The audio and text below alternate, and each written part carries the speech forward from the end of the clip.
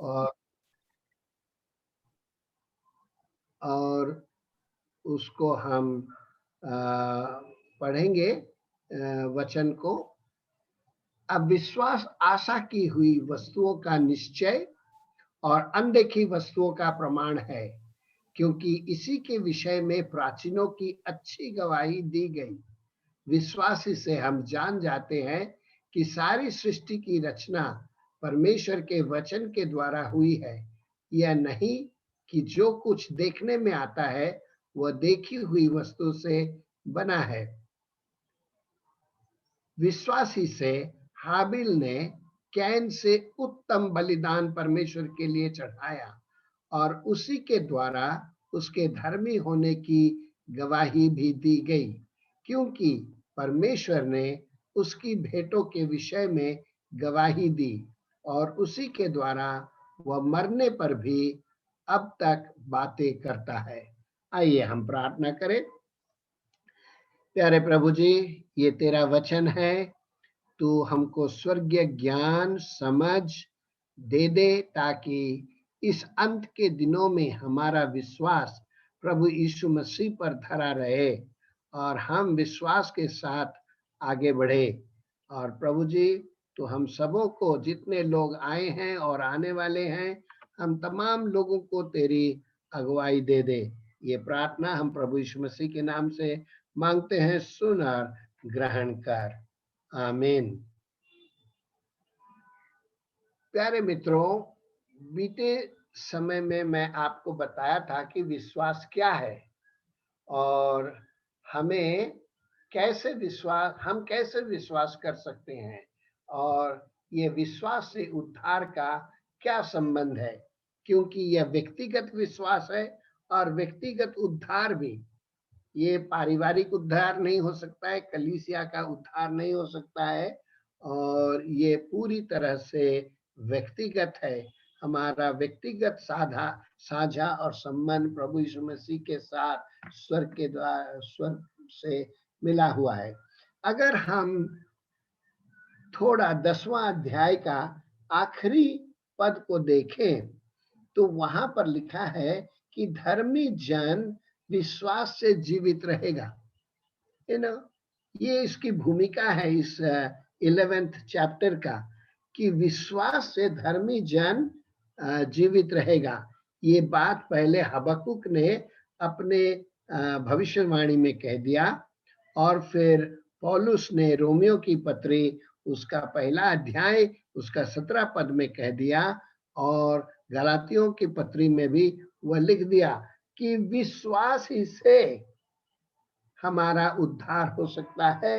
विश्वास से धर्मी जन जीवित रहेगा। सिर्फ उद्धार पाएगा नहीं, वो विश्वास से चलता रहेगा और जीवित रहेगा।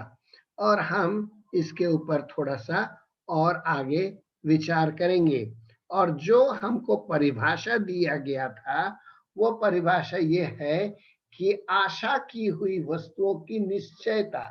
हम कुछ आशा करते हैं और उसकी जो भरोसा, उसका जो निश्चयता हमें दी जाती है, उससे हमारा कॉन्फिडेंस बढ़ता है। कुछ चीजों को हम देखा नहीं है, स्वर्ग को हम देखा नहीं है, नरक को हम देखा नहीं है, परंतु हम उस पर विश्वास करते हैं क्योंकि वचन ही सार है। हमारा विश्वास वचन से होता है, वचन सुनने से विश्वास होता है, और इसलिए अनदेखी वस्तुओं का प्रमाण है, क्योंकि परमेश्वर सच्चा है। परमेश्वर क्या है, क्यों है और कैसा वो हमसे बातें करता है। इसलिए प्यारे मित्रों, हमने 4 पहले उदाहरण को देखा था, हाबिल, हनोक, नूह और इब्राहिम। ये 4 पहले आते हैं और आज हम हाबिल के ऊपर देखेंगे कि कैसे वो हमारे लिए उदाहरण बने। जब हम हाबिल का बात करते हैं और ये जो उदाहरण हमें दिया गया है, ये लोग विश्वास में परमेश्वर के साथ चलते रहे और वही बुलाहट है कि हम भी चाहे कुछ भी हो जाए, हम विश्वास में थामे रहे, विश्वास में चलते रहे, प्रभु यीशु मसीह को और पवित्र आत्मा का काम हमारे जीवन में होने दें। और हाबिल का विश्वास उसे उत्तम आराधना करने के लिए प्रेरित किया। हनोक का विश्वास उसे सही चाल चलने के लिए प्रेरित किया। नूह का विश्वास उसे उत्तम गवाही देने के लिए प्रेरित किया। और इब्राहिम का विश्वास उसे सही काम करने के लिए प्रेरित किया। तो जो सही विश्वास है वो हमारा व्यवहार को, हमारे चाल चलन को बदल देता है। और मैंने यहाँ एक स्टेटमेंट लिख दिया है, उस पर हम आने वाले दिनों में हम और चिंता करेंगे। आज तो हम देखेंगे हाबिल का विश्वास उसे उत्तम आराधना के लिए प्रेरित किया। अब विश्वास आशा की हुई वस्तुओं का निश्चय और अनदेखी वस्तुओं का प्रमाण है। अभी हम सोचते हैं निश्चयता का मतलब क्या है? निश्चय का मतलब है वादा करना। परमेश्वर ने वादा किया है, वो सच्चा परमेश्वर है, वो झूठ नहीं कहता। इसलिए उसका वादा, उसका वचन एक नींव की तरह है जो हमें एक ठोस निश्चयता देती है। और हम देखते हैं कि पहले जमाने से लेकर आज तक कितने लोग परमेश्वर के साथ चलते रहे, उनके जीवन में, उनके द्वारा, उनके लिए कितनी बड़ी बड़ी काम हुआ है। और ये हमको एक ठोस निश्चयता देती है। अगर हम कलीसिया के इतिहास को देखें, उस दिन हम विशाल भाई के साथ बात कर रहे थे कि कलीसिया के इतिहास को देखें। कलीसिया नाजुक है, हम नापाक हैं, लेकिन परमेश्वर कितना महान काम को करता है, इसलिए हम हियाव नहीं छोड़ते। अगर हम सही रीति से समझते हैं तो विश्वास हमारा दिमाग और हृदय का काम है। It's in our mind and it's in our heart. जब हम दिमाग और हृदय से विश्वास करते हैं तब हमें वह निश्चयता और वह नींव जैसा दृढ़ता मिलता है।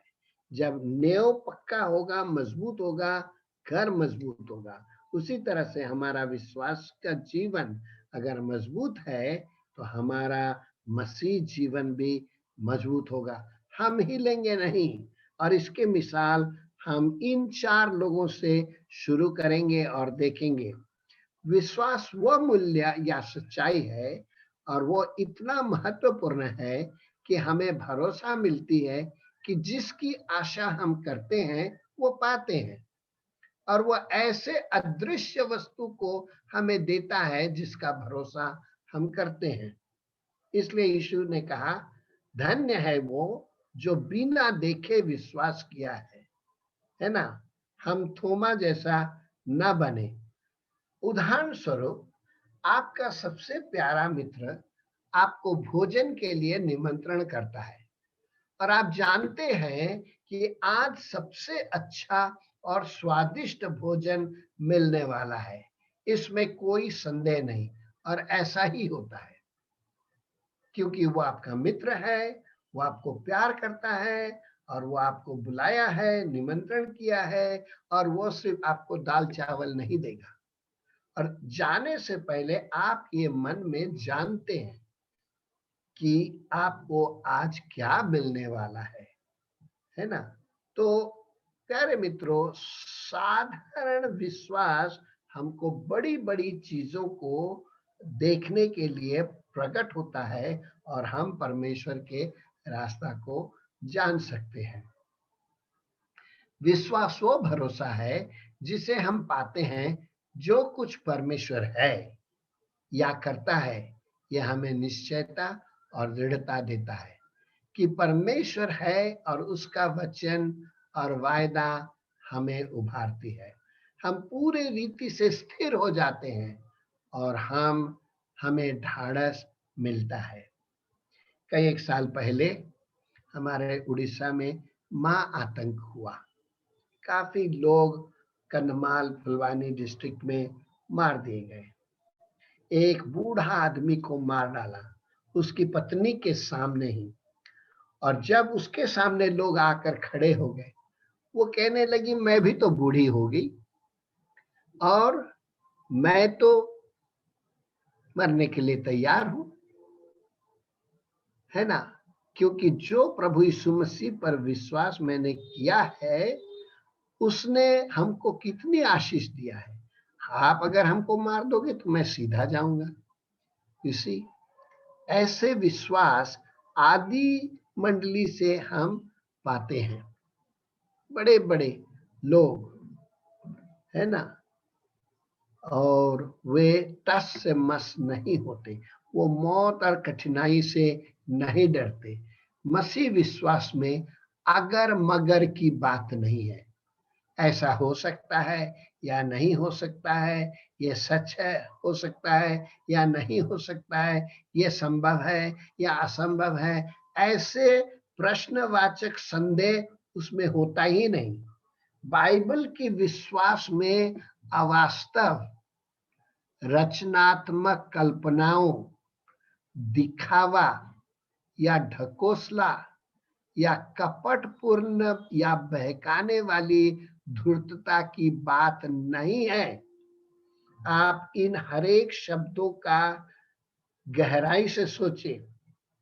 बाइबल वास्तविक है, बाइबल का विश्वास वास्तविक है, इसमें अवास्तव की बात नहीं है।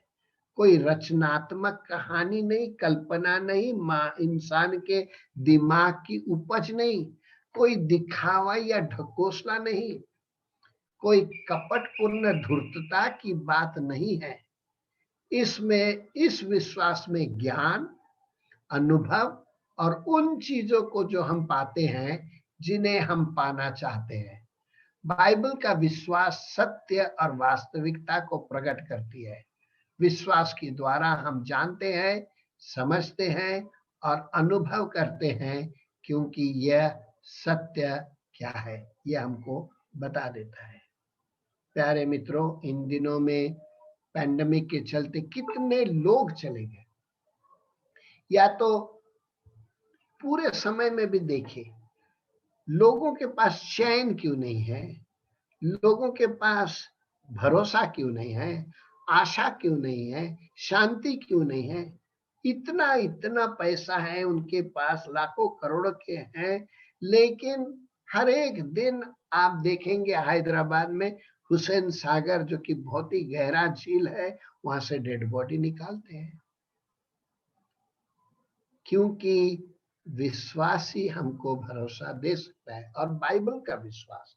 अभी हम आगे बढ़ेंगे। आज हम दो भाइयों की बात करेंगे, और इसलिए करेंगे क्योंकि 4 पद में लिखा है, विश्वासी से हाबिल ने कैन से उत्तम बलिदान परमेश्वर के लिए चढ़ाया, और उसी के द्वारा उसके धर्मी होने की गवाही दी गई, क्योंकि परमेश्वर ने उसकी भेंटों के विषय में गवाही दी, और उसी के द्वारा वो मरने पर भी अब तक बातें करता है। ये दो भाइयों में एक था किसान और एक था चरवाहा। दोनों के अलग अलग पेशे थे, और हम जानते हैं कि विश्वासी से हाबिल ने कैन से उत्तम बलिदान परमेश्वर के लिए चढ़ाया, और उसी के द्वारा उसके धर्मी होने की गवाही भी दी गई, क्योंकि परमेश्वर ने उसकी भेंटों के विषय में गवाही दी है। पर खुद परमेश्वर ने कहा है कि वह मरने पर भी अब तक बातें करता है। He is not dead, he is still alive. वह अभी भी जिंदा है, उससे बोलता है। ये हम लोग बचपन से सुन आ रहे हैं, संडे स्कूल से सुन आ रहे हैं। आदम और हवा का पहला बेटा जो कैन जन्मा, तो उसका मां सोचने लगी कि मसीहा आ गया। उत्पत्ति 3:15 के प्रतिज्ञा के अनुसार नारी के वंश आ पहुंचा है। उसका बेटा अब शैतान के सर को कुचल डालेगा, जो शैतान इस बच्चे के माँ बाप को बहका दिया। और ये प्रतिज्ञा हवा को दी गई थी, लेकिन वो गलत थी। पर एक माने में वो सही भी थी, क्योंकि वह जानती थी और विश्वास करती थी कि मसीहा आएगा और उसका वंश वंश का होगा। और हम आगे देखते हैं कि जल्दी हाबिल का भी जन्म हुआ। दोनों लड़के बिल्कुल अलग थे। कैन एक कठिन मनुष्य बन गया। मैं सोचता हूं कि दोनों भाइयों की किस तरह मिलना जुलना होता होगा। वो किस तरह से मिलते होंगे। एदन के बगीचे के पास दोनों परमेश्वर के बारे में अपने पिता आदम से सीखा होगा, है ना। अब हम देखते हैं दोनों लड़के बढ़कर जवान हो गए। कैन एक फसल उगाने वाला किसान बन गया। वह कठिन परिश्रम करने वाला औद्योगिक मनुष्य था।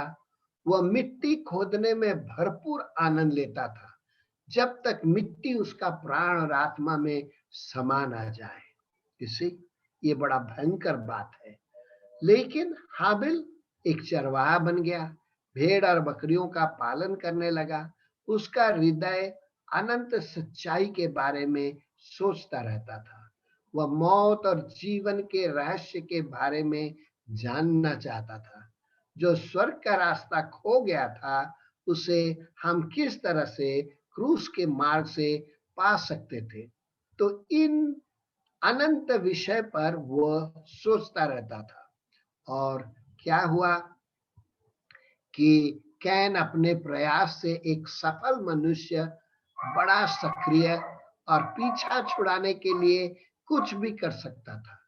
वह अपने विचार में धर्मी था और अपने भाई से बढ़कर था। वो पहले परमेश्वर से मिलने आया और अपने हाथों से उपजाया हुआ फल मूल लेकर आया।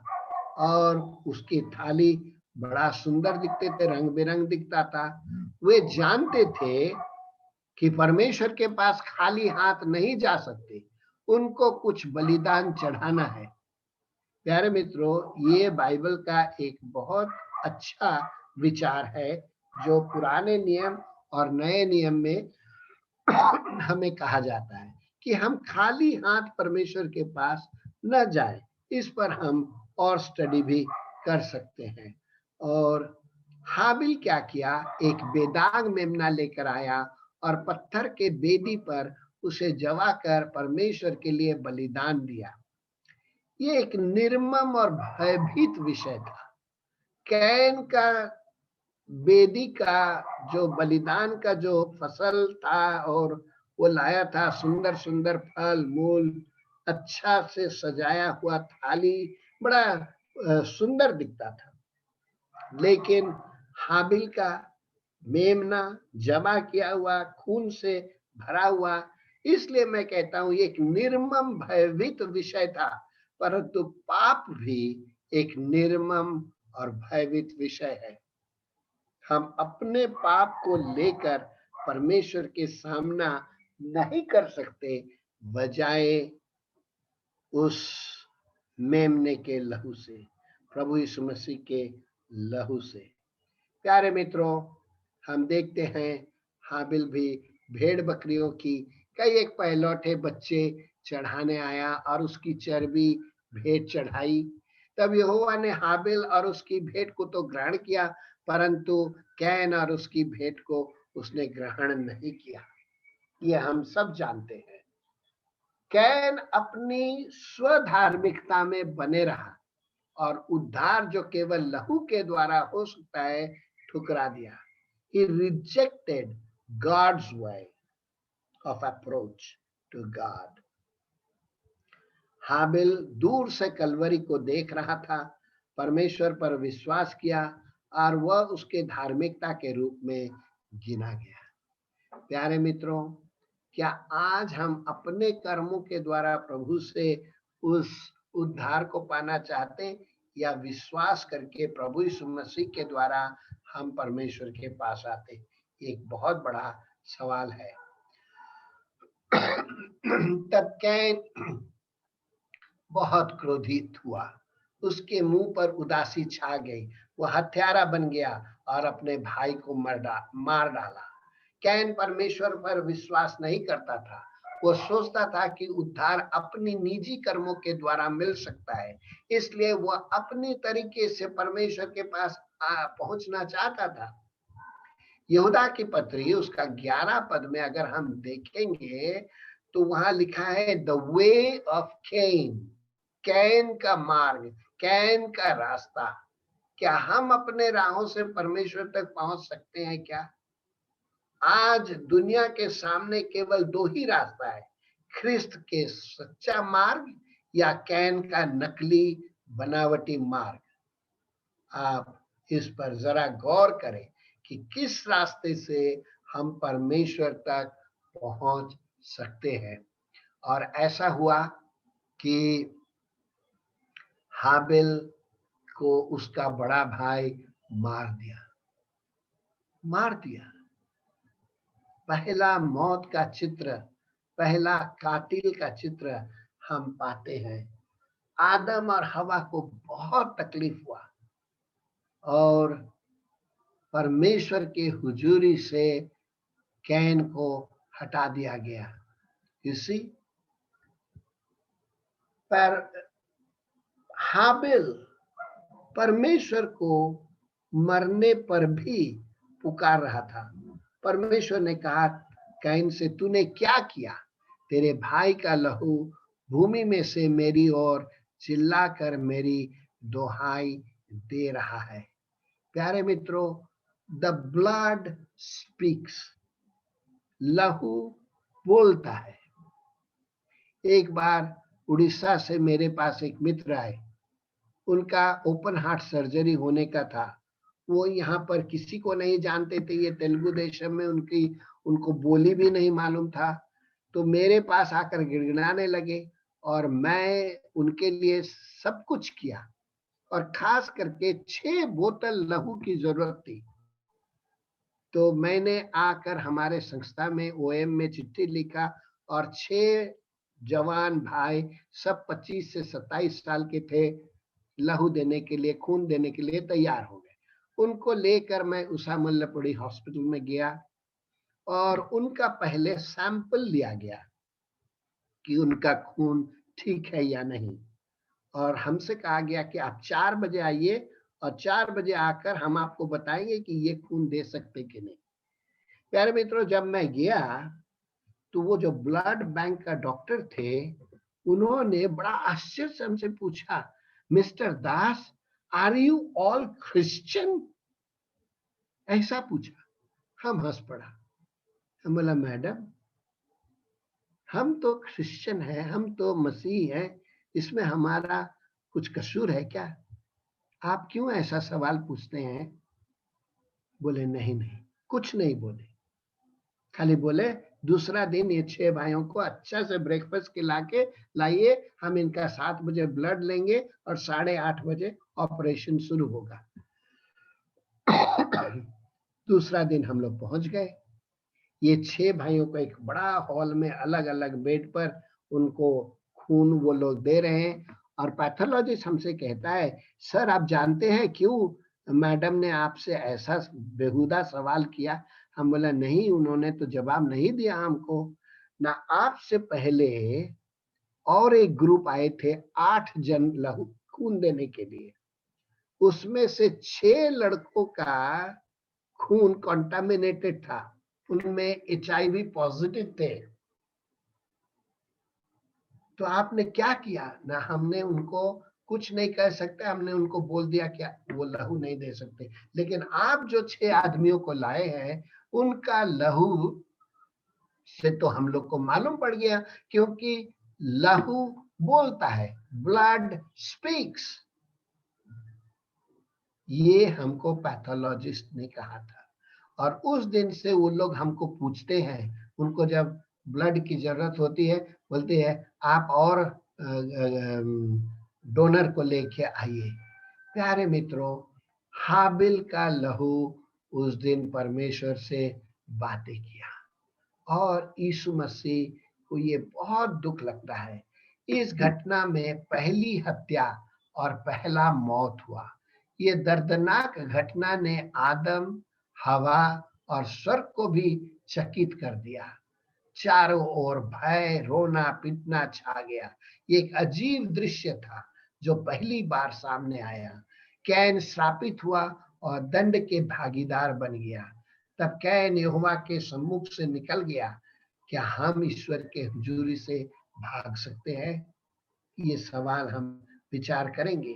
केवल हाबिल मरकर भी बोलने के लिए जिंदा था। यीशु मसीह लाजर के कब्र पर पाप और मृत्यु के प्रभाव को देखकर रोया, परंतु यीशु मसीह पाप और मृत्यु पर विजय पाया है। आज इस दर्दनाक बीमारी से मरते हुए लोगों को देखकर वो कितना रोता होगा, खास करके जो उसके बिना नाश हो जाते हैं। हमें इस पर चिंता करना चाहिए कि हमारे देश में करोड़ों लोग हैं जो बिना यीशु मसीह के सुसमाचार सुने नहीं हैं, विश्वास नहीं किया है और अनंत जीवन के लिए नाश हो जाते हैं। कैन का गलत धर्म और गलत आराधना। कैन ने क्या किया? अपने चिंता से, अपने विश्वास से, अपने ढंग से उसने क्या किया? आराधना करने लगा और इसलिए परमेश्वर खुश नहीं था। इसलिए यहूदा लिखता है 11 पद में, द वे ऑफ कैन। ये पूरी तरह से मानविक योजना था। It was characteristic by human scheme। और यह पूरी तरह से मानविक बलिदान था, ह्यूमन सैक्रिफाइस। ये पूरी तरह से मानविक प्रसन्नता था, ह्यूमन सेटिस्फेक्शन। वो बहुत खुश था कि मैं अपने हाथों के बल पर जो उपजाया हूं वो मैं लेकर आया हूं। हाबिल का जैसा गंदा खून से भरा लथपथ भेड़ नहीं लाया हूं, सुंदर सुंदर फल मूल से सजाया हुआ टोकरी मैं लेकर आया हूं। कितना संतुष्ट होता होगा वो। कैन अपना रास्ता अपनाना चाहता था, लेकिन हाबिल परमेश्वर का रास्ता अपनाया और इसलिए उसने अपने भाई को मार डाला। यहोवा ने कैन से कहा, तो क्यों क्रोधित हुआ और तेरे मुंह पर उदासी क्यों छा गई? यदि तू भला करे तो क्या तेरी भेंट ग्रहण ना की जाएगी? और यदि तू भला ना करे तो पाप द्वार पर छिपा रहता है और उसकी लालसा तेरी ओर होगी और तू उस पर प्रभुता करेगा। और प्यारे मित्रों, हम देखते हैं कैन का झूठा धर्म की विशेषता क्या है। ये बल पर आधारित था, बाय फोर्स, और वह छल पर आधारित था। इसी उसके जो आराधना और उसके जो झूठा उपाय धर्म के रास्ता पर बल पर आधारित था। उसने अपने छोटे भाई को दबाव में बल के द्वारा और छल के द्वारा मार डाला। बहुत दुख की बात है। और तब यहोवा ने कैन से पूछा, तेरा भाई हाबिल कहाँ है? उसने कहा, मालूम नहीं, क्या मैं अपने भाई का रखवाला हूं? बिना किसी हिचकिचाहट से वह सत्य परमेश्वर से झूठ कहा। क्या यही वह सर्वज्ञ, पवित्र और धार्मिक परमेश्वर के बारे में सोचता है? क्या उसका ज्ञान यही था कि परमेश्वर क्या है? उसको सब कुछ मालूम नहीं? वह पवित्र है, वह धार्मिक नहीं है? हम इसका अंदाज लगा सकते हैं। प्यारे मित्रों, यह सिर्फ बल और छल पर नहीं, यह व्यर्थता के ऊपर भी आधारित था, फ्यूटिलिटी। इसी आदि पुस्तक का 4 अध्याय का 10 और 12 पद में अगर हम पढ़ेंगे, परमेश्वर ने कैन का मार्ग का सारे छल और सच्चाई को प्रकट किया। उसने कहा, तूने क्या किया? तेरा भाई का लहू भूमि में से मेरी ओर चिल्लाकर मेरी दुहाई दे रहा है। इसलिए अब भूमि जिसने तेरे भाई का लहू पीने के लिए अपना मुंह खोला है, उसकी ओर से तू श्रापित है। इसी तब परमेश्वर बहुत दुखी हुआ और कहा, सुन, तेरा भाई का लहू जमीन से मुझे पुकार रहा है। चाहे तू भूमि पर खेती करे तो भी उसकी पूरी उपज फिर तुझे ना मिलेगी, और तू पृथ्वी पर बहेतू और भगोड़ा होगा, तू भागता रहेगा। You will be A fugitive, तू बड़े मुश्किल से जिएगा। तू अब मिट्टी खोदेगा, फसल उगाएगा, लेकिन फल तुझे नहीं मिलेगा। और कैन बड़ा दुखी हुआ, लेकिन उसमें मन फिराव की बात हम बाइबल में नहीं पाते हैं। It was characterised by fear, भय पर आधारित था। उसका चाल चलन, उसका विश्वास, उसका धार्मिक काम भय पर आधारित था। तब कैन ने यहोवा से कहा, मेरा दंड सहने से बाहर है। इस कारण यहोवा ने उसे कहा, जो कोई कैन को घात करेगा उसे 7 गुना पलटा लिया जाएगा। कैन का धर्म और चिंता में मन फिराव की बात न था, केवल नाराजगी, केवल रूठना ही था। समस्या यह है प्यारे भाई बहनों कि वह मनुष्य से डरने लगा, परंतु परमेश्वर से नहीं। क्यों? हमें ये सोचना चाहिए, हम विचार करना चाहिए। और यहोवा ने कैन के लिए एक चिन्ह ठहराया, ऐसा ना हो कि कोई उसे पाकर मार डाले।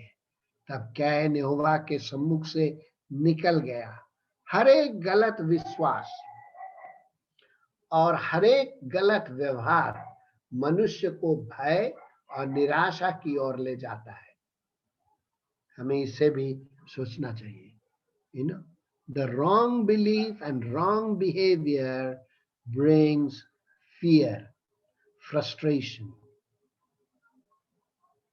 इसलिए वचन लिखा है, विश्वासी से लोगों ने परमेश्वर के साथ चला। विश्वास के साथ आपको जीना होगा। प्रभु यीशु मसीह के द्वारा ही हम पिता के पास पहुंच सकते हैं। परमेश्वर उसे जीवन भर दौड़ते रहने के लिए छोड़ दिया। यह उसके लिए श्रापित वचन था।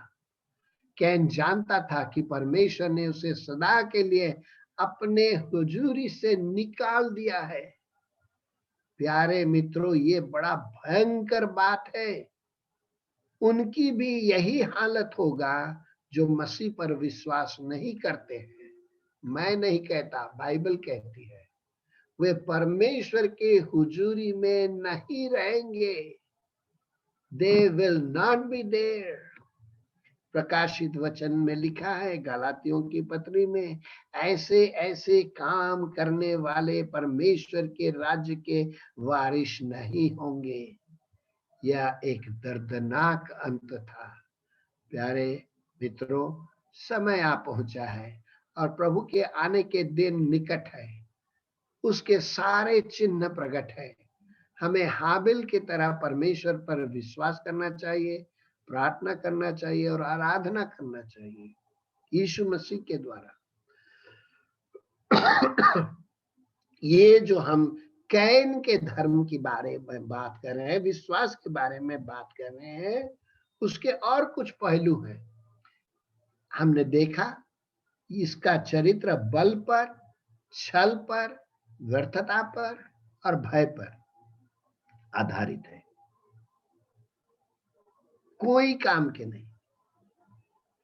हम बल के द्वारा परमेश्वर के पास नहीं पहुंच सकते। हम छल के द्वारा परमेश्वर के पास नहीं चल सकते। हम व्यर्थता के काम करके परमेश्वर से के पास नहीं जा सकते। और भय से भी हम परमेश्वर के पास नहीं जा सकते, क्योंकि परमेश्वर ने हमसे प्रेम किया है।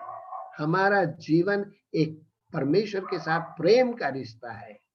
और आने वाले दिनों में जब ख्रिस्टारी आएगा, जब एंटी क्राइस्ट आएगा, जैसा वह आदिम जमाने में उत्पत्ति में शुरू हुआ, वैसा ही प्रकाशित वचन के अनुसार अंत के दिनों में होगा। प्यारे मित्रों, आप कान खोलकर सुन ले। वो प्रिमिटिव एज में, वो पहले समय में, हाबिल और कैन के समय में, कैन ने जैसा शुरू किया था वैसा ही अंत के समय में प्रकाशित वचन के अनुसार वैसा ही होगा। गलत विश्वास और गलत धर्म अपनी चरम सीमा में ख्रिस्तारी के दिन में पहुंच जाएगा। ख्रिस्तारी का मतलब है एंटी क्राइस्ट। एंटी क्राइस्ट के दिन में पाप और नरक जैसा बन जाएगा ये धरती। और क्या होगा? ना उसका नंबर होगा 666। अंत में ख्रिस्तानी राजनैतिक, आर्थिक, व्यवसायिक, सामाजिक और धार्मिक परिस्थितियों पर पूरी तरह से नियंत्रण कर लेगा। बिना इस नंबर से आप खाना खरीद नहीं सकते, आप खा नहीं सकते, आप भाग नहीं सकते। किसी भी हालत में पूरी दुनिया को अपने कवच में, अपने नियंत्रण में ले लेगा। उसका राज्य कैन जैसा होगा। बल से, छल से, व्यर्थता से और भय से वो राज करेगा। जैसा मैंने कहा, it will be characterized by force, by falsehood, by futility and by fear.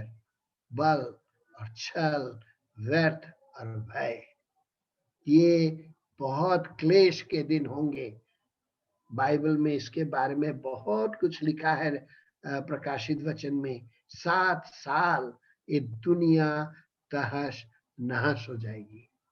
लेकिन गलत आराधना गलत विश्वास पर आधारित होता है। हम उसके द्वारा स्तुति रूपी, प्रभु यीशु मसीह के द्वारा स्तुति रूपी बलिदान अर्थात उन होठों का फल जो उसके नाम का अंगीकार करते हैं, परमेश्वर के लिए सर्वदा चढ़ाई करें। इब्रानी की पुस्तक उसका 13 अध्याय उसका 15 पद। और यीशु मसीह ने उस महिला से यूहन्ना 4 अध्याय में उस सामरी स्त्री से कह दिया, परंतु वह समय आता है जिसमें सच्चे भक्त पिता का भजन आत्मा और सच्चाई, spirit and the scripture truth, वचन के द्वारा करेंगे। क्योंकि पिता अपने लिए ऐसे ही भजन करने वालों को ढूंढता है। परमेश्वर आत्मा है और अवश्य है कि उसके भजन करने वाले आत्मा और सच्चाई से भजन करें, ढकोसला से नहीं, दिखाने के लिए नहीं। मुझे कभी कभी बहुत दुख लगता है कि कई कलीसिया में आजकल आराधना जैसा एक तो परफॉर्मेंस हो गया है। दिखाने के लिए जवान लोग गाना गा रहे हैं, लाइट चेंज हो रहा है, धुआं उठ रहा है, जैसा कोई प्रोग्राम चल रहा है। परमेश्वर की दुहाई नहीं होता, सच्चाई और आत्मा से आराधना नहीं होती। प्यारे मित्रों, मैंने अपने जीवन के सेवकाई के दरमियान बहुत कुछ देखा है। बाइबल कहती है कि कैन के समान न बने जो उस दुष्ट से था और जिसने अपने भाई को घात किया, इसलिए कि उसके काम बुरे थे और उसके भाई का काम धर्म के थे। यूहन्ना अपनी पहली पत्री में 3 और 12 में लिखता है कि हम कैन के समान न बने, हाबिल के जैसे हम सही रीति से आराधना करें और प्रभु यीशु के द्वारा करें। हमें और कोई बलिदान की जरूरत नहीं है। मसीह का बलिदान सर्वश्रेष्ठ है और उस बलिदान के द्वारा प्रभु का आदर और महिमा हम कर सकते हैं। हमको पुराने नियम के अनुसार, व्यवस्था के अनुसार भेड़ बकरी लाने की जरूरत नहीं। हम उन निकम्मे चीजों के लहू के द्वारा उद्धार नहीं पाए, लेकिन प्रभु यीशु मसीह के निष्पाप और निष्कलंक लहू के द्वारा हम उसके पास आ सकते हैं। उसे हम परमेश्वर को दुहाई दे सकते हैं। अगर आप इब्रानी के इन पदों को पढ़ेंगे, 7 का 27, 9 का 26 और 27, 10 का 10 और 12, तो आप पाएंगे कि हमें यीशु मसीह ने क्या बलिदान किया है। आज हम सिर्फ यीशु मसीह के नाम से आकर सच्चे परमेश्वर का सच्चा आराधना करना चाहिए। प्यारे मित्रों, आपको परमेश्वर बड़ी आशीष दे, क्योंकि आपको जानना है सही विश्वास, सही व्यवहार और सही आराधना क्या होती है। अब हम आपके सामने उन सवालों को छेड़ देंगे जो परमेश्वर हमारे सामने रखा है मनन के लिए। विश्वास की परिभाषा क्या है? क्या अपना विश्वास आप अपना विश्वास कैसे प्रकट करेंगे? विश्वास का परिणाम या फल क्या होता है? हमारा विश्वास का आधार कौन है और क्यों? प्रभु यीशु मसीह हमारे लिए उस विश्वास का आधार कैसे डाले हैं? तीसरा सवाल, आज हमारे लिए बलिदान का क्या मतलब है? बाइबल क्यों बताती है कि हम खाली हाथ परमेश्वर के भवन में नहीं जाएं? इसका मिसाल बाइबल में हम क्या पाते हैं? हम झूठे विश्वास और धर्म को कैसे पहचान सकते हैं? क्यों हम अपने कर्मों के द्वारा उद्धार पा नहीं सकते?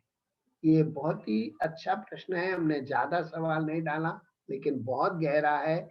इस 4 सवाल को अगर हमने आने वाले 10 मिनट में टैकल करते हैं, नहीं तो आप घर में भी और अपने कलीसिया में भी इस पर गौर करें, चिंता करें, और परमेश्वर हम सबों को आशीष दे कि हम सही विश्वास प्रभु यीशु मसीह के द्वारा करके हम सही आराधना हमारे जीवन से दे। Over to